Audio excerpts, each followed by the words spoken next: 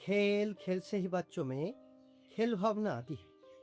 खेल खेल से ही बच्चों में खेल भावना आती है। खेल खेल में जीवन के साथ बिगड़े कम बनती है। हार जीत से ऊपर उठकर हम आदर्श बनते हैं। और खेल खेल से ही बच्चों में सद्भावना आती है। গ্রীষ্মের এই সুন্দর অবসরে আমার প্রথম ইউটিউব ভিডিওতে আপনাদের প্রত্যেককে জানাই স্বাগতম। অনেকে মনে করেন খেলাধুলো, নাচ, গান, কবিতা আবৃত্তি, মঞ্চাভিনয় এগুলি শুধুমাত্র এক্সট্রা কারিকুলার অ্যাক্টিভিটি। বরং এগুলি ছাত্রছাত্রীদের শিক্ষা জীবনের একটি অবিচ্ছেদ্য অংশ। তাই ইংরেজিতে একটি প্রবাদ আছে, all work and no play makes Jack a dull বয়।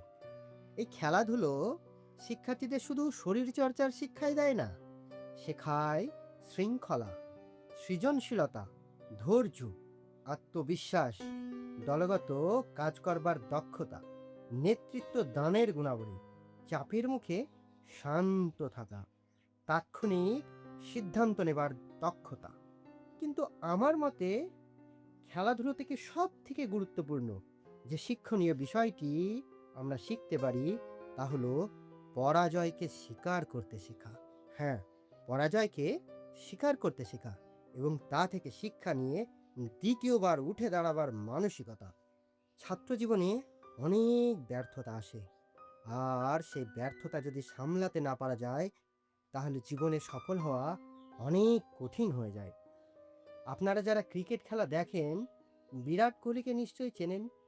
দেখবেন তিনি যদি একটা ইনিংসে 0 রানে আউট হয়ে যান, পরের ইনিংসেই তিনি সেঞ্চুরি করবার মানসিকতা নিয়েই মাঠে নামেন। এই যে ব্যর্থতাকে কাটিয়ে ওঠা ও তাকে সাফল্যে রূপান্তর করার শিক্ষা আমরা খেলাধুলো থেকেই পেয়ে থাকি, যা আমাদের অনেক উঁচুতে নিয়ে যেতে সাহায্য করে। শিক্ষা কেবল পাঠ্য বইয়ের পাতায় সীমাবদ্ধ নয়, মাঠের ধুলো, মঞ্চের আলো শিক্ষার্থীদের ব্যক্তিত্ব গড়ে তোলে, যা তাদের জীবন নামক সব থেকে বড় পরীক্ষায় উত্তীর্ণ হতে সাহায্য করে। এই পরীক্ষার প্রশ্ন কোনো পাঠ্য বইয়ের পাতায় বা শিক্ষকের নোটসেও পাওয়া যায় না। একজন শিক্ষক হিসেবে আমি গর্বিত হই তখনই যখন আমি শিক্ষার্থীদের চোখে আত্মবিশ্বাসের ঝলক দেখতে পাই।